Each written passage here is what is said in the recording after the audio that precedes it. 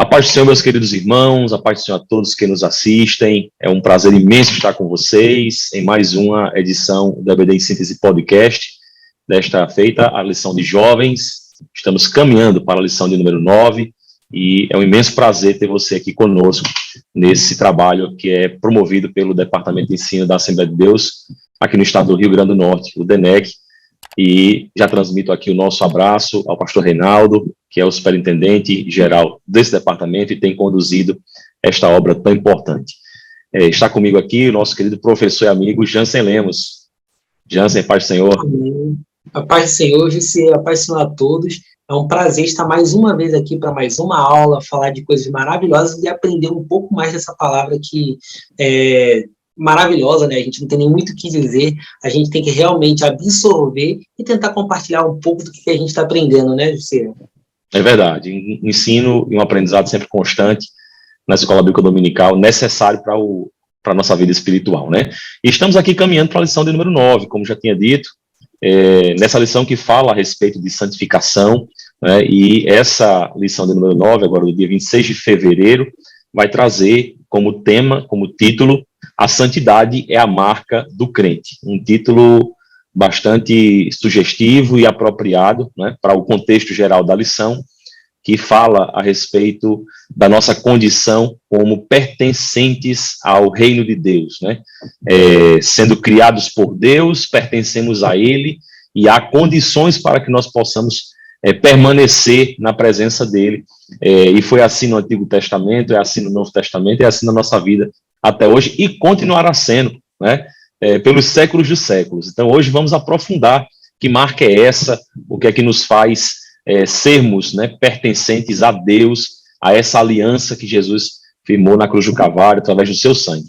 E como texto principal, já dando início aqui ao comentário da nossa lição, temos o texto em 1 Pedro 2,9, que diz assim: Mas vós sois geração eleita, sacerdócio real, a nação santa, o povo adquirido, para que anuncieis as virtudes daquele que vos chamou das trevas para a sua maravilhosa luz, né? Deus tem verdadeiramente nos chamado para ser povo adquirido por ele, povo seu. Eu estava até observando, Jansen, antes da gente começar aqui propriamente o comentário da lição, que Deus, ele é naturalmente nosso dono, né? Ele diz assim, você é povo adquirido, é propriedade minha, mas ele já nos criou, então já é dele o direito de dizer que nós somos dele. Mas ainda assim ele nos deu livre arbítrio e hoje ele nos permite escolher, né, entre segui-lo, entre não segui-lo. Mas para segui-lo tem que ter uma marca, tem que ter aí uma condição, tem que ter um caminho que deve ser seguido, que está na palavra de Deus, né? Comenta aí um pouquinho, Jansen, também a respeito da introdução dessa nossa lição. É muito forte, porque quando a gente fala de marca do crente, né? Porque é muito fácil dizer que é crente. É muito fácil dizer que segue alguma coisa, que crê em alguma coisa, mas a nossa fala em si, ela não consegue dar a totalidade de quem nós somos. É muito mais pelos nossos comportamentos. E os nossos comportamentos são pautados em um princípio de obedecer a Deus e os desejos, os desígnios que Ele estabeleceu na sua palavra. E a santidade, ser santo, é ser separado. Então, é você deixar algumas atitudes que o mundo hoje comumente faz e passar a seguir de uma forma separada do que o mundo faz, porém totalmente dentro da vontade de Deus. Isso é a busca que a gente está falando agora, que é a busca da santidade. Porque se ser santo é ser separado, a santidade é uma constância, uma continuidade, né? A gente tem que viver nesse caminho de santidade. E vamos ser sinceros, você, nos dias de hoje não está muito fácil, porque a gente é bombardeado por informações, por palavras, por tudo. Porém, aquele que busca a palavra de Deus, que está buscando o conhecimento, que está buscando a comunhão com Ele, entende que viver na santidade é a principal marca. Não é o muito pregar, não é o muito falar, não é o rodar, não é o sapatear, não é o cantar bonito, é a santidade, porque por nenhum desses outros pontos alguém pode ser salvo, mas pela santidade, pela busca de reconhecer a Cristo como único suficiente Salvador e viver nos caminhos e nos desígnios que Ele estabeleceu. Isso sim, né? Isso pode dizer que ajuda a gente a chegar no nosso alvo, que é o céu. Falei muito de você. Mega suficiente. Bem colocado, bem colocado. E assim, essa questão da marca também, né, da santidade como sendo marca, que é o resumo da nossa lição, está aqui no resumo da lição, a santidade é a marca do crente, tanto no Antigo como no Novo Testamento. Mas o que me chama a atenção, Jansen, nessa questão da marca, né, é que, e isso fica de alerta até para o professor que vai ministrar essa aula poder debater com os alunos. Há uma ideia equivocada de que o crente ele tem um estereótipo desses que a gente vê nas igrejas tradicionais ou não, né? Então, há uma ideia de que o crente ele deve se vestir de tal forma, ele deve falar de tal maneira, ele deve agir de tal maneira, mas a palavra de Deus, ela não coloca esse estereótipo das igrejas, né, contemporâneas, modernas, como sendo essa marca. A Bíblia diz que a marca é a santidade, né? Então, não é se veste paletó, se usa gravata, se age de tal maneira, de determinada forma, né? Mas se é separado, como você disse, o conceito de santidade, ela tem uma raiz, né, na palavra cortar, ser separado.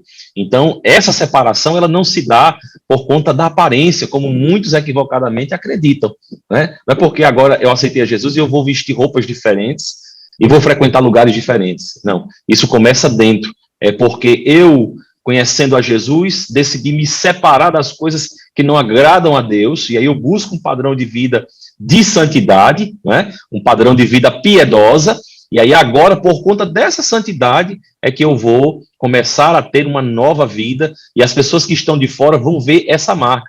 Não a marca, né, denominacional, não a marca, vamos dizer assim, cultural, mas uma marca genuína que vem de dentro para fora, que é produzida pelo Espírito Santo, que é a santificação, né? Então, essa lição ela tem esse resumo maravilhoso, e ela entra nos 3 objetivos, que é mostrar que a santidade, ela é essa marca, tanto no Antigo Testamento, como também saber que essa marca ela permanece sendo exigida no Novo Testamento, né? E apontar a superioridade do culto oferecido pelo crente no Novo Testamento, que é o culto racional, que é a forma como nós nos reportamos diante de Deus. Isso também mudou com a nova aliança, né? Nós vamos ver aqui no comentário da nossa lição essa diferença entre o antigo, o novo, e como agora a gente faz esse culto ao Senhor, como nós, inclusive, expressamos a nossa fé ao mundo, né? Para que os outros vejam quem é o nosso Deus. Muito bem. Então, essa é a introdução da nossa lição, né? Vamos aqui, em alguns minutos, comentar um pouco a respeito dos tópicos e subtópicos dessa lição de número 9. No texto bíblico, nós temos 3 passagens aqui maravilhosas que complementam todo esse enredo. Temos Êxodo 19, 5 e 6, Romanos 12, 1 e 2, e 1 Pedro 2, 9 e 10, que vão fazer todo esse contexto aqui da nossa lição. Em relação ao primeiro tópico, nós temos aqui como título a santidade como marca do crente no Antigo Testamento. Fala aí, Jansen, um pouquinho a respeito desse tópico, para que a gente possa bater um papo. Perfeito. Como você falou, né, em relação à questão da marca do crente, o Antigo Testamento ele tem diversos simbolismos também, né, que alguns professores têm que até tomar um pouco de cuidado com isso, porque quando a gente fala de marca, a gente sempre pensa em algum padrão, como a gente fala hoje de roupas, vamos dizer, a marca de roupa, tu pensa em um símbolo que representa aquela marca. E a santidade, ele sempre foi um símbolo de Deus, de quem segue a Deus, independente da forma que se apresenta. Porém, os sacerdotes naquela época, eles tinham um comportamento que precisava ser seguido, que precisava ser feito, para que eles pudessem fazer realmente o culto. Eles podiam entrar no santuário, mas eles tinham que passar por um rito, que era um ritual de purificação, um ritual de limpeza, tanto física como interior também, e ainda tinha o sumo sacerdote, que era o único que podia entrar no Santo dos Santos. E aquilo, ninguém poderia alterar aquilo, porque era uma ordem dada por Deus. Então, ele precisava ser de uma tribo específica, precisava passar por todo um tempo necessário, ser consagrado sumo sacerdote, para dali ele poder entrar no Santo do Santo, e mesmo assim, se ele não tivesse em santidade, se ele não tivesse purificado, ele seria consumido. Tanto é que ele teria uma corda amarrada na sua cintura, que se entrasse e não tivesse em santidade, ele não continuaria vivo, ele seria consumido, e teriam que puxar aquela corda e instituir um novo sumo sacerdote para que aquele ritual pudesse ser continuado, e assim ser feito o sacrifício que era para encobrir o pecado do povo. Ou seja, no outro ano, novamente, seria feito um novo ritual como aquele, para encobrir por mais uma vez. E aí, essa questão da propriedade de Deus, que ele é santo, ele independe de eras, de geração, de povo. Deus, ele sempre vai se mostrar santo e vai requerer um rito de santidade para que a gente possa cumprir também, como ele mesmo chegou para Moisés e falou, tira essa sandália, porque o lugar que tu vai pisar é santo. Então, ele sempre falou de santidade. Ele sempre se apresentou como Deus santo, e hoje, nos dias de hoje, ele também se apresenta como um Deus santo.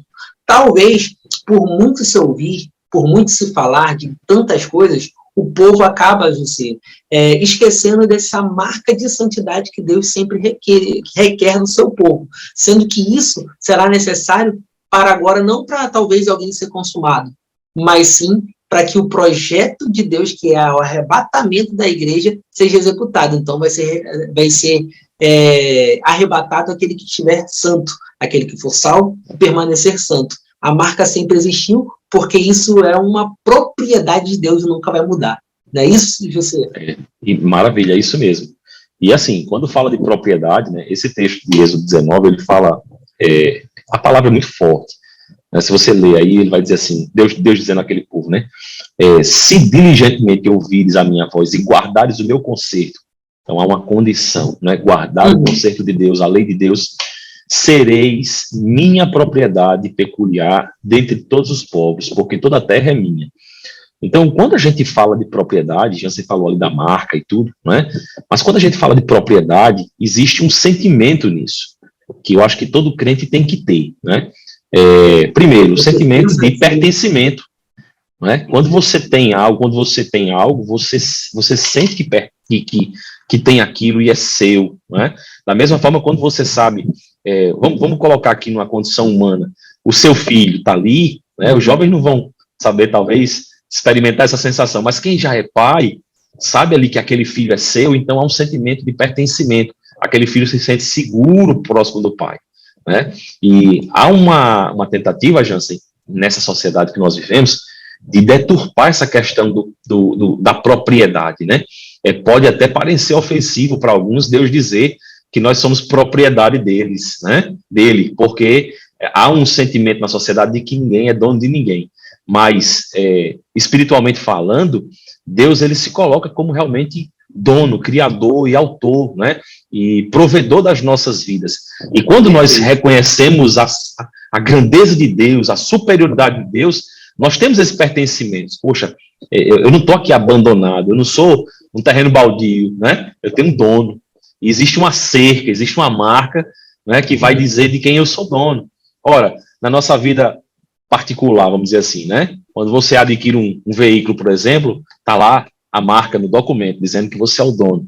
Qualquer pessoa que vá nos órgãos públicos pesquisar sobre aquele veículo, vai saber que você é o dono. Se você vai no cartório buscar um imóvel, você vai saber de quem é o dono, né? Então, há uma marca, há uma identidade. E aqui eu acho que é um dos pontos que os professores podem investir bastante na aula, que é mostrar que para que nós possamos pertencer ao reino de Deus, nós precisamos ter identidade. Saber que nós somos dele, né? Então, se sentir propriedade de Deus é muito importante, é algo peculiar e necessário na vida do crente, né?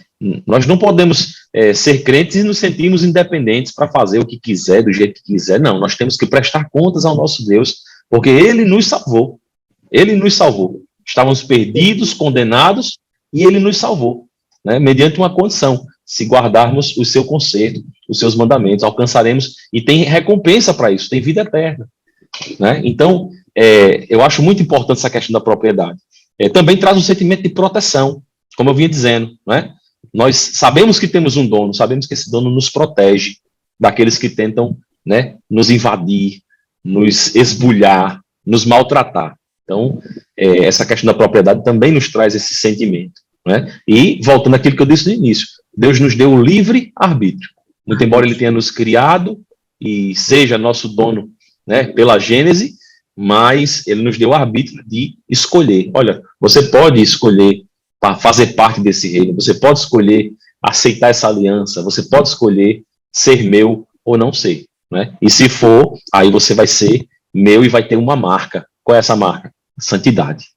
Né? Essa marca é santidade. O que é que vai definir a característica que vai definir a sua separação, que vai lhe distinguir dos outros povos? É porque os outros povos não servem a Deus, vivem em corrupção, né? Vivem em pecado, mas aqui você é santo. Você tem aqui uma marca de santidade. Isso é maravilhoso, né? E como você vinha dizendo sobre o tabernáculo, poxa, era a forma como Deus estabeleceu na sua lei para apontar para o sacrifício de Cristo, que nós vamos comentar já já, mas é a forma como Deus escolhe para que a adoração ocorra naquele tempo em que aponta para o sacrifício perfeito de Jesus, ou seja, um tipo, o tabernáculo é um tipo de adoração, né?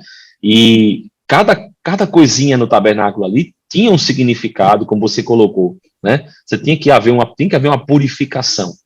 E aí a gente volta para aquela discussão que já tivemos em outras aulas anteriores, daquela velha história, né? Dos que não gostam de ler a Bíblia, daqueles que não gostam de ler a Bíblia falam, né? O Antigo Testamento não nos serve, é só o Novo. Não, tudo que está no Antigo é principiológico, aponta para o Novo, né? Fundamenta o Novo. Então, a imagem do tabernáculo, os objetos, os rituais, eles até não precisam hoje ser praticados na literalidade, mas eles precisam ser copiados no nosso modo de viver. Então, a purificação, o propósito, né? Propósito. Então, isso está intrinsecamente ligado com a nossa vida hoje. Por isso que a gente não pode desprezar o ensinamento, né? E é uma sugestão aqui do comentarista, né? Uma orientação pedagógica, de até apresentar para a turma aí, se o professor tiver à disposição algum recurso de slide ou puder imprimir a foto do tabernáculo e as suas características e os seus objetos, para que ele possa estar aí levando até a sua turma e a seus alunos uma explicação bem didática a respeito do tabernáculo, né? Muito bem, esse era o tópico 1. Tem mais alguma coisa a acrescentar, Jansen? Isso é só um ponto que eu acho talvez assim, importantíssimo, né? Que embora todo o trabalho que o sumo sacerdote fazia, ele não teria valor nenhum se Deus não respondesse no final. Então, até para a gente pensar que o sacerdócio, o tabernáculo, foi tudo construído com a orientação, com os padrões de Deus, para que no final Deus executasse, porque tudo é dele, para ele e por meio dele. Então, tudo foi feito até nesse princípio que a gente quer falar aqui, que a gente está falando, na verdade, da santidade, para que o povo pudesse receber esse perdão ou o encobrimento do pecado por algum tempo. Todo o princípio foi dado por ele, para que ele pudesse responder no final. Então, a santidade também tem um propósito. Ninguém é santo por ser santo. A gente é santo para poder estar dentro do padrão estabelecido por Deus, para que, no fim, possamos receber dele a salvação. Então, quando a gente fala do Antigo Testamento, também apontava para uma salvação vindoura, que é Cristo, que a gente vai falar um pouco mais à frente, né, José? Pois é, eu digo mais, Jansen, que essa questão da santidade, ela é uma questão de compatibilidade, né? Existem coisas que são incompatíveis. Água e óleo não mistura, né? Não mistura, são incompatíveis. Né? Mas para que possa haver uma composição, uma mistura, né? E aqui mistura no bom sentido, não se misturar com o mundo. Até porque, se a gente quiser, a gente se mistura com o mundo, é muito fácil, né? Mas para que nós possamos aí se misturar com as coisas de Deus, nós temos que estar compatíveis com a natureza de Deus. E santidade é um atributo divino, né? Ele comunica conosco, mediante o sacrifício de Jesus, e esse processo de santificação, como você disse, é progressivo, é contínuo, mas para que a gente possa viver esse processo de santificação, é necessário buscar compatibilidade. O que é que Adão e Eva perdeu no Éden? Compatibilidade. O pecado veio e separou eles, a natureza do homem ficou incompatível com a natureza de Deus. Mas é por causa do sacrifício, que no Antigo Testamento aqui está apontando para os sacrifícios rituais, né, onde os animais eram sacrificados, e por algum momento ali isso simbolizava o sacrifício perfeito de Jesus, mas de alguma forma trazia o perdão dos pecados, agora, no sacrifício de Jesus, ela é perfeita, é pleno, e vai nos trazer compatibilidade. E agora a gente consegue fazer parte e ser pertencentes da herança do Senhor, desse reino maravilhoso. Muito bem, vencemos aqui o primeiro tópico, né? Vamos passando aqui para o segundo tópico. Enquanto isso, você que está ouvindo aí a ministração da lição, os comentários, vai deixando aí um comentário embaixo do que está achando, deixando um like, tá bom? Compartilhando aí para os seus alunos, para os outros professores que você conhece, para os seus amigos. É uma bênção para todos nós compartilhar desse conteúdo, tá bom? O segundo tópico vai nos dizer que a santidade, ela continua sendo exigida no Novo Testamento. E aí, Jansen, o que a gente pode falar disso? Se continuamos a seguir o mesmo Deus, o princípio não muda. A santidade continua sendo exigida. Embora, hoje em dia, a gente, como o José falou lá na frente, né, muitos acreditam que a santidade é um padrão de vestes, talvez de fala, de comportamento, que sim, como algumas lições atrás, a gente falou que a transformação vem de dentro para fora.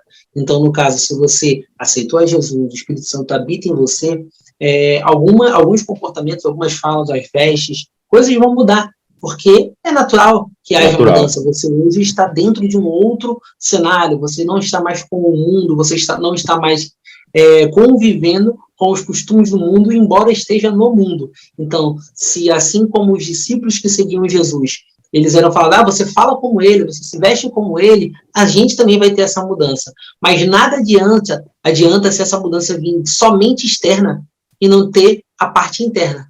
E essa parte interna é a santidade, é a purificação que a gente vai buscando todo o tempo, é aquela questão, eita, fiz alguma coisa errada, vou me arrepender, entra de novo no seu quarto, ajoelha, pede a Deus perdão, pede conselho, pede a Deus uma forma de você conseguir mudar esse comportamento, essa ação. Isso é o processo de santificação, de santidade que Deus exige que nós tenhamos. Por quê? Porque se a gente for um crente nessa geração do jeito que está hoje, e se a gente não for pautado na santidade, a gente vai ter muita dificuldade de ter alguma evolução, tanto na igreja, como também para levar a palavra de conversão ao mundo. Porque, José, a gente já encontra aí hoje, infelizmente, cursos e aulas e padrões de como falar, de como pregar, de como até assim as expressões que devem ser usadas para fazer a igreja chorar, rir, mas se não tiver a santidade, a santificação, o poder de Deus nessa sua fala, de nada vai adiantar. É como está lá no Coríntios, né, que fala, se não tiver amor, de nada teria. E muitas vezes a gente quer seguir no mundo, esquecendo que esse princípio continua sendo exigido hoje. A santidade continua sendo exigida do seu povo. E por isso, nós devemos aqui fincar essa bandeira nessas lições que nós estamos falando aqui, tanto para os professores, como para replicar para os jovens, como também para todos aqueles que talvez estejam lá nas redes sociais e acabou por alguma forma chegando nesse vídeo, que a santidade é o ponto que nunca mudou. Continua sendo um princípio para aquele que segue a Deus. Muito bem. E assim, você estava falando no início, né, em relação à questão do que alguns acham que é santidade, a gente tem o discurso de Jesus contra os fariseus no Novo Testamento e criticando muito veementemente a forma como eles agiam, né? Eles eram como sepulcros caiados, por fora estavam todos pintados, organizados, decorados, e aí tinham uma aparência de quem era santo, mas por dentro estavam apodrecidos, né? Não tinha a essência da santidade dentro de si, e eram vazios, e Jesus repreendeu aquela vida, né? Então, será que existe hoje algum tipo de coisa parecida, né?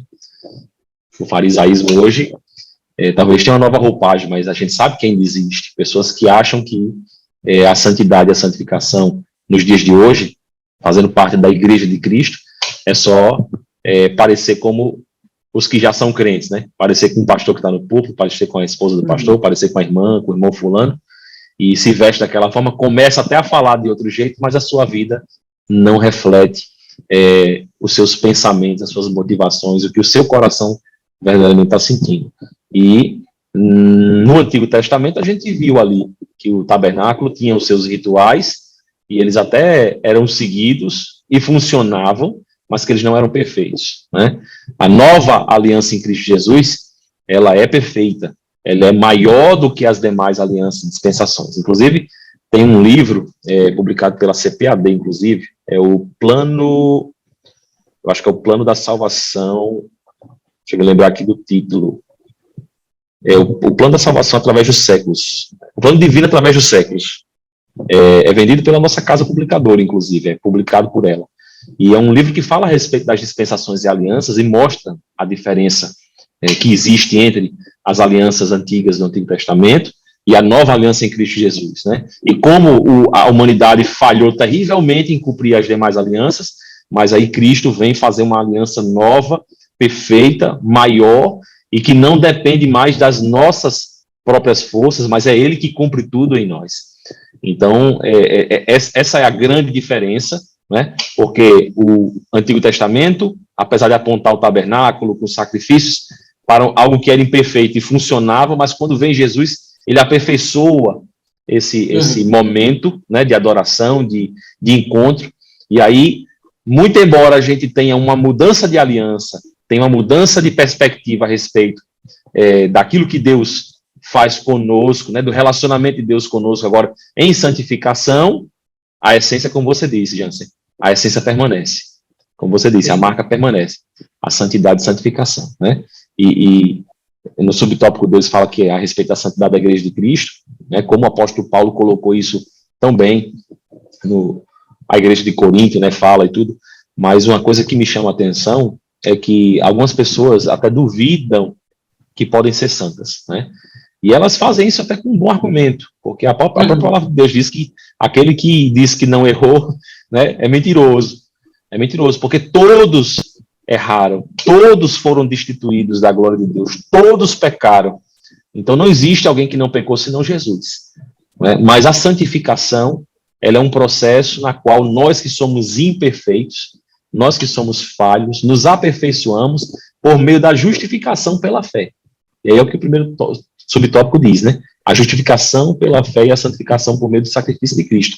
Nessa nova aliança, o professor tem que ressaltar muito bem isso, de que nessa nova aliança há um mecanismo de Deus divino que supre as nossas falhas, supre as nossas faltas, e ele faz de nós justificados, né? Então eu posso dizer, mesmo pecando, falhando, sendo pecador, que eu sou santo, desde que eu esteja verdadeiramente arrependido e buscando a imagem de Cristo, buscando o exemplo de Cristo para a minha vida. Não é isso mesmo?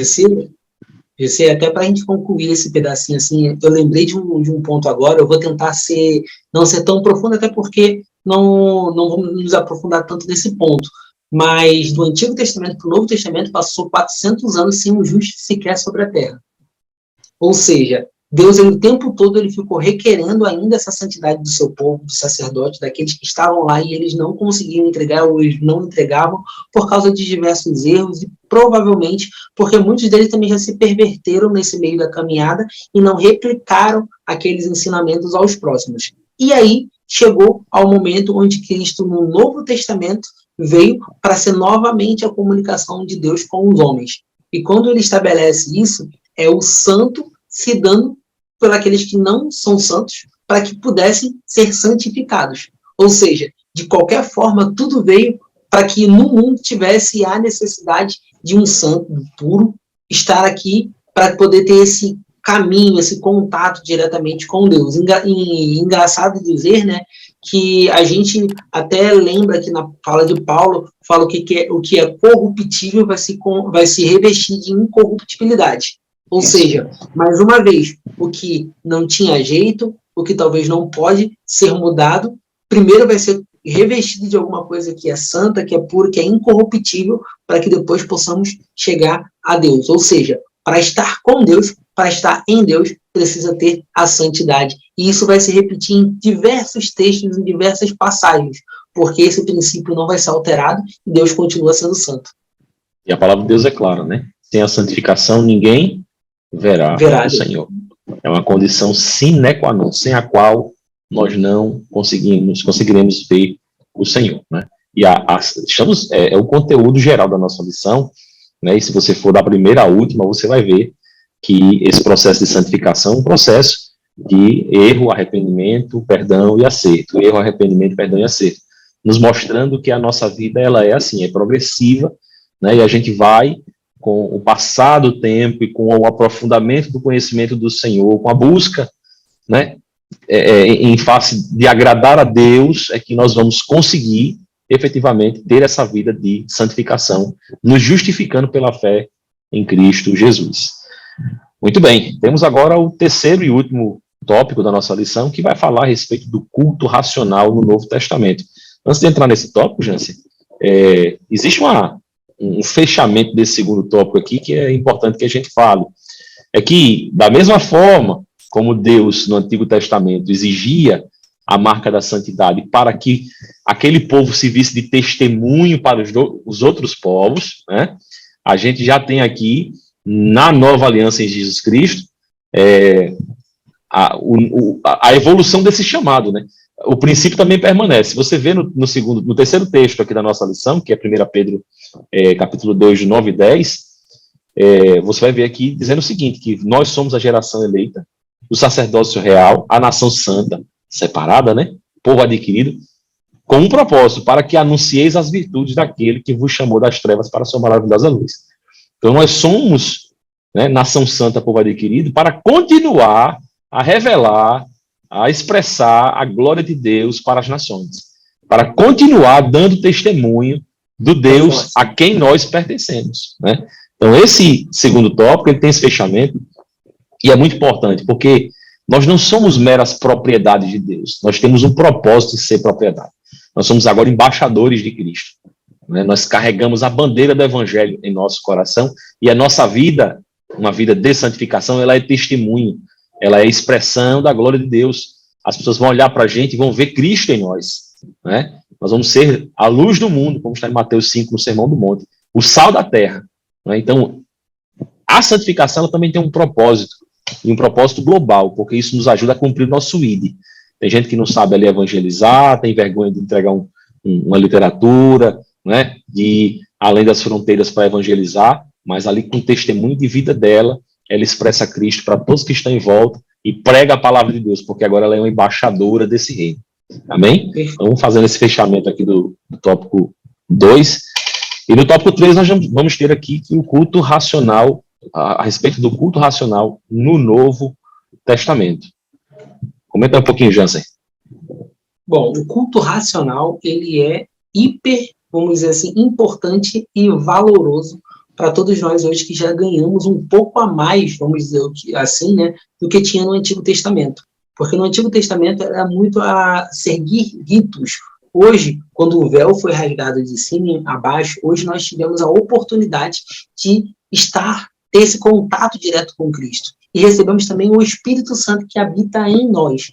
Então, com essa consciência, a gente tem muito mais agora possibilidade de entregar um culto realmente racional, onde a gente entende quem é Deus, quem é Cristo, o que aconteceu com Cristo. Cristo morreu, se entregou por nós, morreu sem ter pecado nenhum, mas para salvar todos aqueles que eram pecadores, como estão lá em João 17, que ele orou antes de ir para a cruz, dizendo, eu não peço só por estes, peço por aqueles que já foram, por estes e aqueles que ainda hão de crer em meu nome. E lá na frente ele fala, deixo-vos o Consolador. Então a gente hoje tem uma consciência que a gente pode racionalizar mais, mas sem misturar e esquecer que a gente ainda precisa da fé, que a gente ainda precisa entender que o Espírito é o que conduz e não a nossa racionalidade. Mas o nosso culto, hoje, ele deve ser racional, entregando o nosso corpo, como está até no ponto 1, o corpo como sacrifício vivo. Ou seja, antigamente matava-se um animal para entregar o sangue. Hoje a gente entrega o nosso corpo ainda vivo, para que a gente possa se abdicar dos nossos desejos, dos nossos prazeres, até mesmo de algumas coisas que não é obrigado a gente fazer, mas a nossa carne, às vezes, tem vontade de fazer, e a gente mortifica tudo isso de uma forma consciente e racional de que a gente está fazendo isso para agradar a Deus. Essa, para mim, pelo menos a minha visão, José, é a interpretação do culto racional. Eu entender quem ele é e o que ele fez e para que ele fez, para que eu possa cultuar entregando tudo a ele. A gente está vendo hoje acontecendo nesses dias, né? Não sei se no dia que você ver essa lição ainda vai estar tendo aquele culto nessa faculdade nos Estados Unidos, que está sendo bem falado. Mas eu acho bem interessante que uns já estão chamando de avivamento, eu posso chamar assim também de avivamento, mas é um movimento que está acontecendo e ele não tem cara. Não é uma pessoa que está à frente. Não é um pastor, um líder de louvor, uma banda, são pessoas que estão vindo de várias partes, inclusive do Brasil. Tem gente que saiu do Brasil para ir para lá, porque estava querendo sentir a presença de Deus, e no final das contas, quando entram lá, pessoas estão sendo curadas, estão sentindo a presença de Deus, mas todos estão de forma consciente, deixando suas atividades, fazendo tudo que é necessário do nosso dia a dia para estar lá de forma consciente e racional.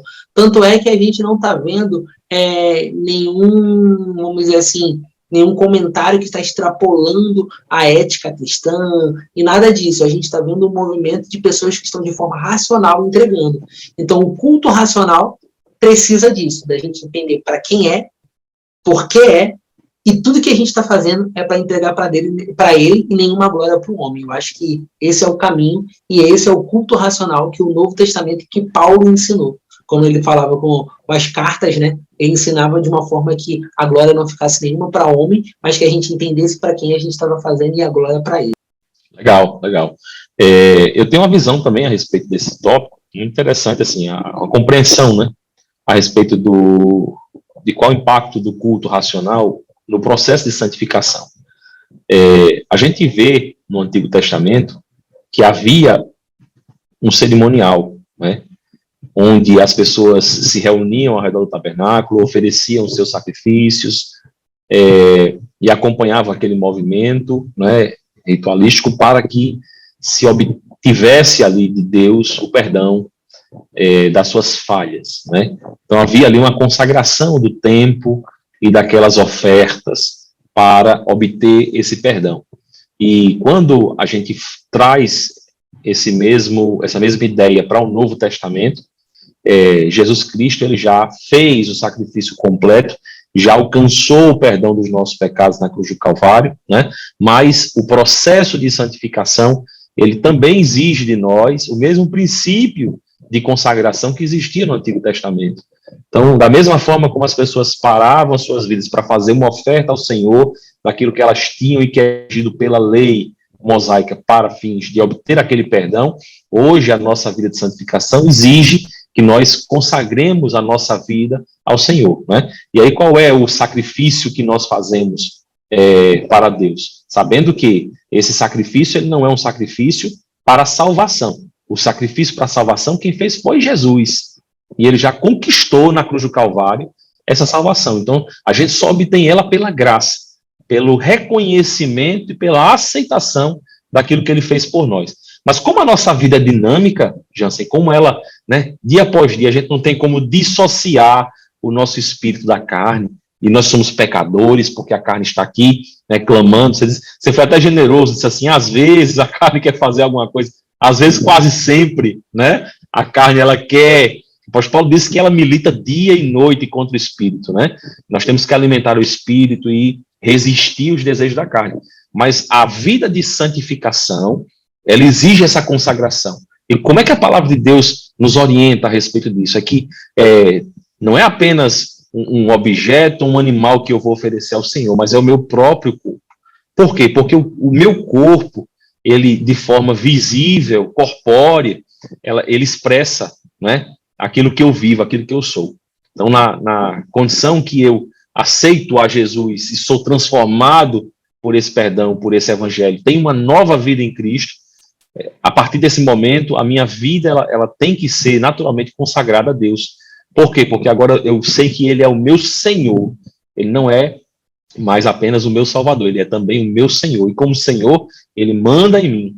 E a palavra de Deus é a orientação de Deus para como eu devo viver. Santificação e santidade é um processo de vida, é um estilo de vida, né? Uma vida piedosa que nós temos que aprender olhando para a palavra de Deus, não é só olhando para os costumes humanos, nem para o costume de igreja A, de B, costume de vida C. Então, nós precisamos entender que é a palavra de Deus que nos ensina esse estilo de vida e que quando nós estamos vivendo uma nova vida em Cristo, nós temos, né, esse culto racional, que é a oferta do nosso corpo em sacrifício.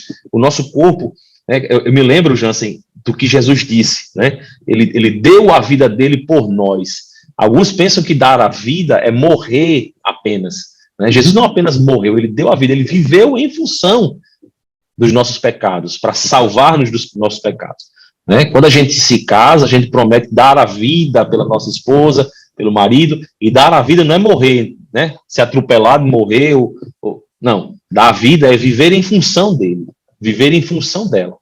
Na hora que eu aceito a Jesus e que eu entendo isso, agora eu vou viver em função do meu Cristo, do meu Salvador, do meu Senhor. E aí, quando eu faço isso, o que é que eu faço? Eu consagro o meu corpo para que as pessoas, as nações, vejam Deus em mim, né? Eu também consagro, está aqui no segundo tópico, o meu espírito, o meu corpo e minha alma, né? O meu coração, os meus pensamentos.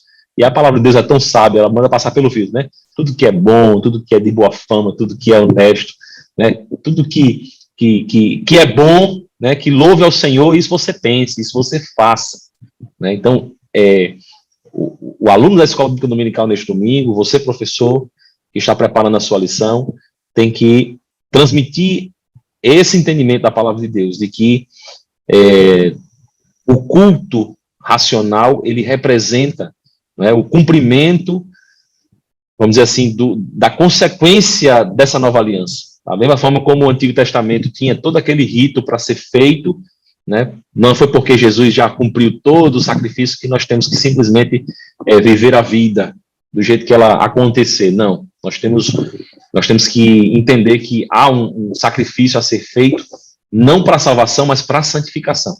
Não para alcançar a salvação em Cristo, mas para estar cada vez mais compatível com Ele, cada vez mais à estatura do varão perfeito, cada vez mais próximo do entendimento, né, de quem Deus é, do que Ele fez por nós, e isso é necessário para uma vida saudável, uma vida espiritual saudável.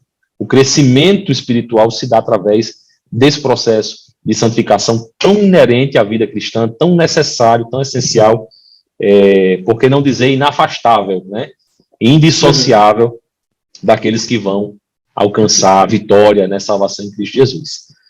E aí, Jansen, temos alguma coisa mais a acrescentar nesse tópico 3? Amado, foi muito bom aqui esse momento. Eu acho que não tem mais nada para acrescentar, não.